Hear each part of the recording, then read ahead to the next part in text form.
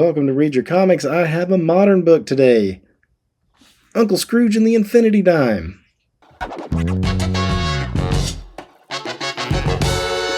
Over the last few years, I've been inspired by cartoonist kayfabe to really look into the Carl Barks duck books.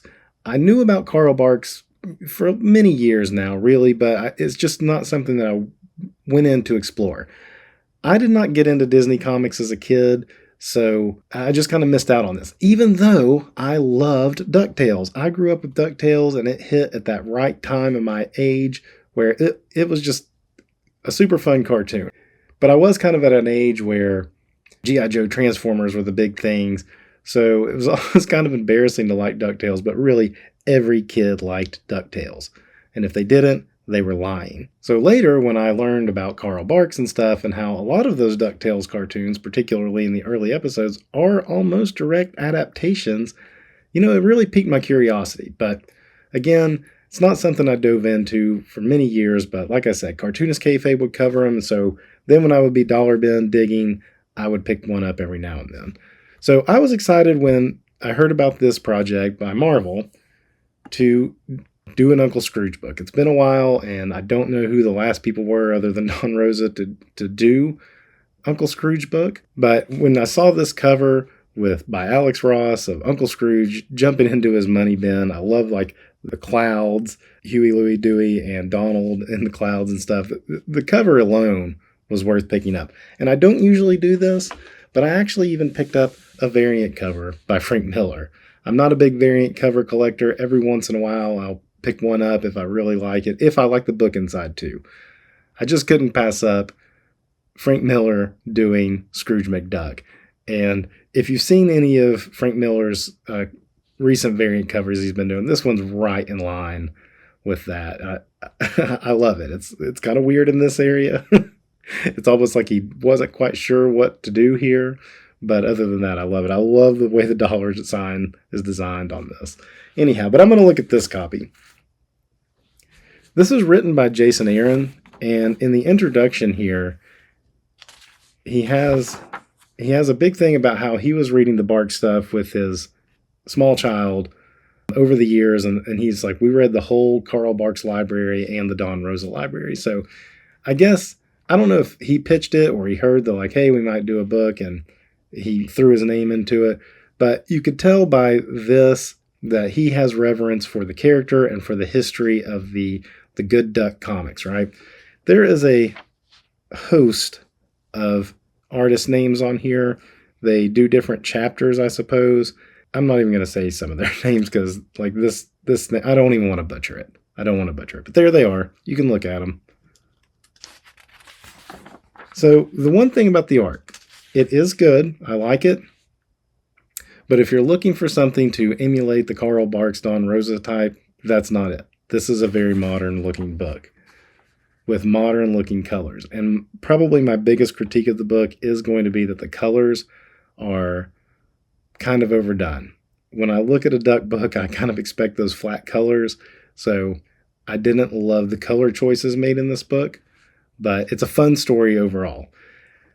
As I was saying, Jason Aaron has reverence for the characters. So this is a story that was inspired by the Christmas on Bear Mountain story, which is the first appearance of Scrooge and is actually reprinted right here in this very issue. So for this alone, this is a good book to get. It's a little high on the cover price, but you're getting a cool reprint of Scrooge's first appearance in comics.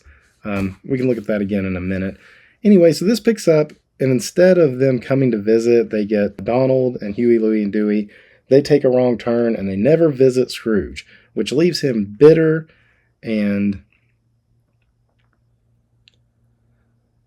sour at the world. So he starts contemplating his wealth and everything and isolates himself, and he's got his lucky dime. Now, I forgot about Scrooge's lucky dime.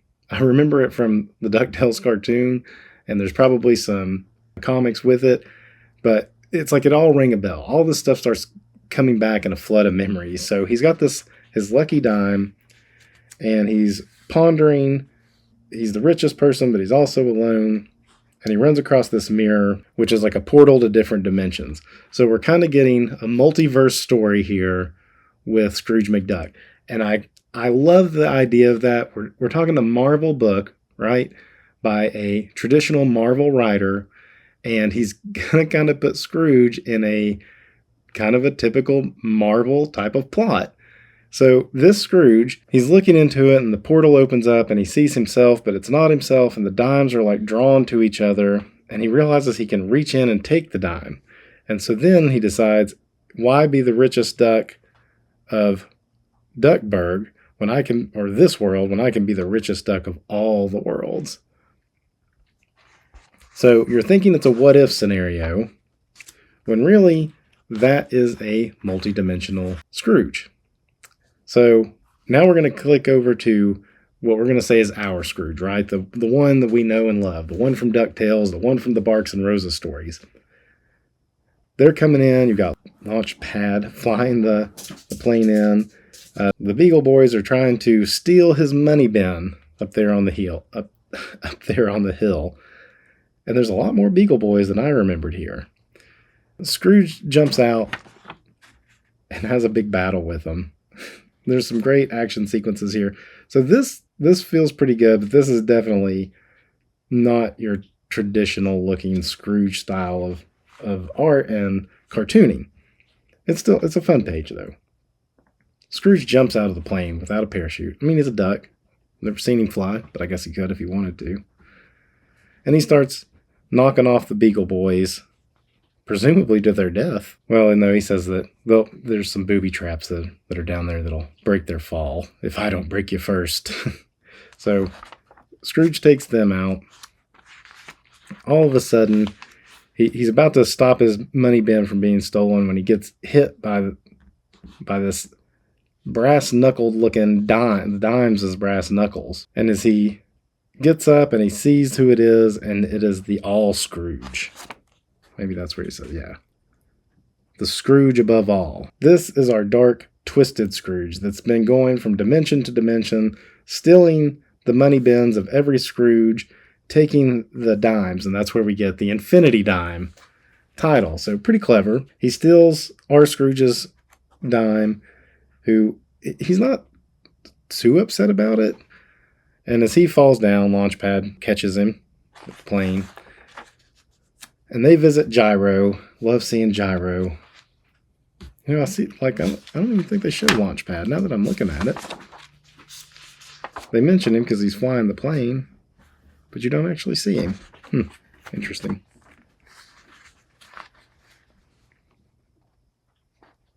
So this is the stuff. I mean, these are good pages, but like this kind of stuff you just don't see in the Barks stuff very much. Like kind of like a half panel cut off, breaking panels and such. And they determine that there's got to be a universal constant. They think it's the dime, but Scrooge doesn't have his dime. But then they realize the constant actually is Scrooge. So he goes in, and Gyro's like, wait, we got to like plan this and stuff. And Scrooge is like, nope, I'm going in. Uncle Scrooge. So then it says weeks later. Now at this point, they have all these other mirrors here at the All Scrooge, or the Scrooge above all. They've got a bunch of mirrors, and now you see the portals coming through and these other ducks coming out, right? And you're like, are these good ducks, bad ducks? Is the Scrooge coming through? Because it's weeks later. Chapter 3, the artist changes here too. Look at this money bin. I like this of the multi-dimensional Beagle Boys are arguing about who has the toughest Scrooge. That's pretty clever. So we see our Scrooge take them out, but he's got like these silhouetted figures behind him. You get like a punker Beagle Boy here. And he goes in, and he really just wants his money bin back. That's all he's really wanting. And you've got this money bin that's so big it blocks out the sun. And it's full of the other money bins.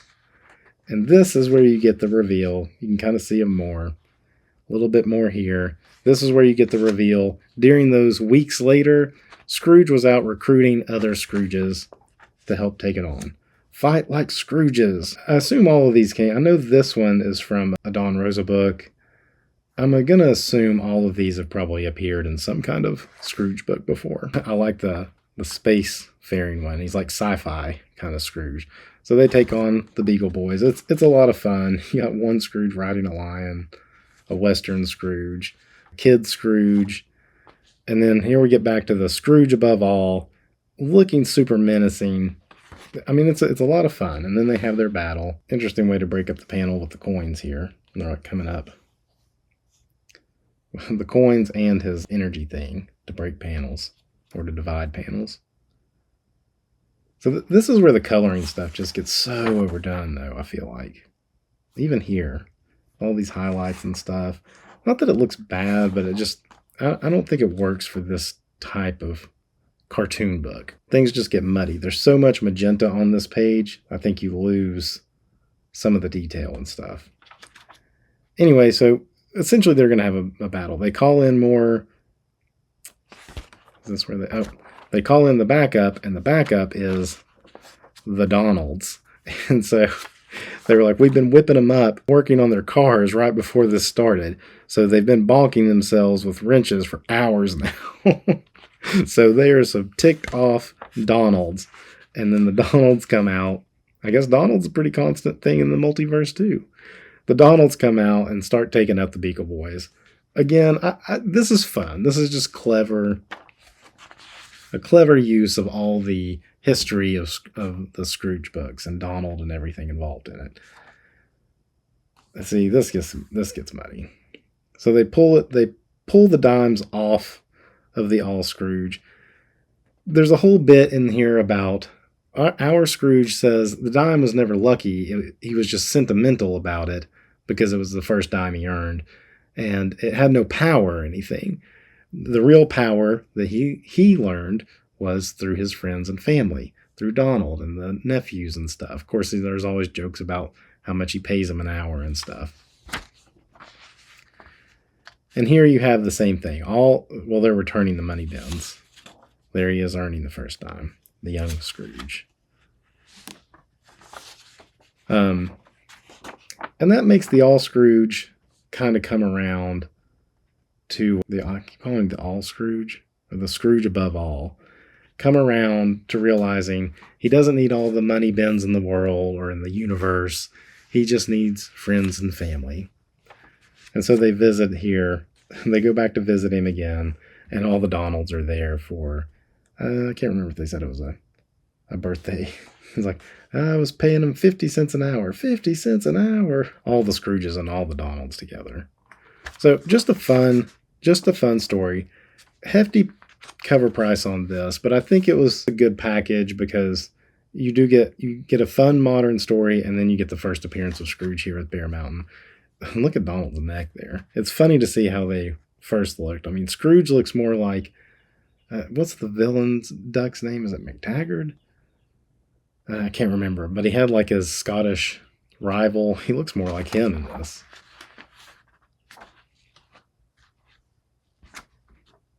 Donald looks almost black, but you see the difference in the colors too. I mean, I like the flatter colors. It makes the cartooning stand out more in the artwork. Scrooge putting on that bear suit. Look at him there.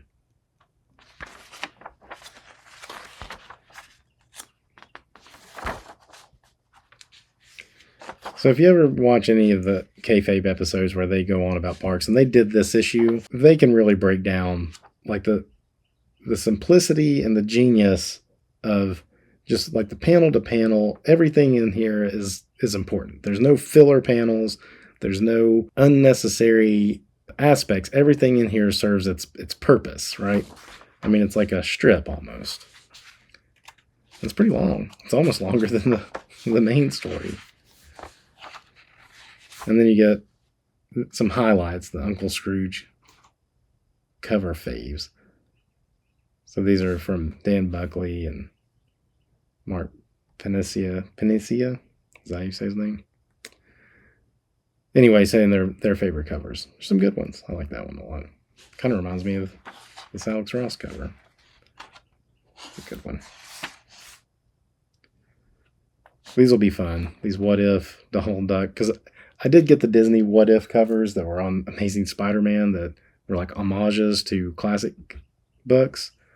I was like, I wish they'd done interiors of these stories. That would have been fun. And I guess I wasn't the only one saying it, because now they're doing it. There you go. There's your preview page. So my son read this too, like one night. He really enjoyed it as well. So fun book. If you see one, I recommend getting it. There's like 4 or 5 variant covers. I just got that Frank Miller one. Definitely worth a read, especially if you're into like comic history beyond just the superhero stuff. So until next time, read your comics. Thanks for watching. If you enjoyed my breakdown of this issue, you can support the channel by hitting subscribe. It costs you nothing and helps other comic fans find the channel. You can also visit readyourcomics.com for cool merch, like this. Read Your Comics isn't just a brand, it's a mantra. And when you wear a Read Your Comics shirt, you are helping spread the word. For more classic comics conversation, be sure to follow me on Instagram at read.your.comics. And if you're still here, why not watch one of my older videos? Here or here.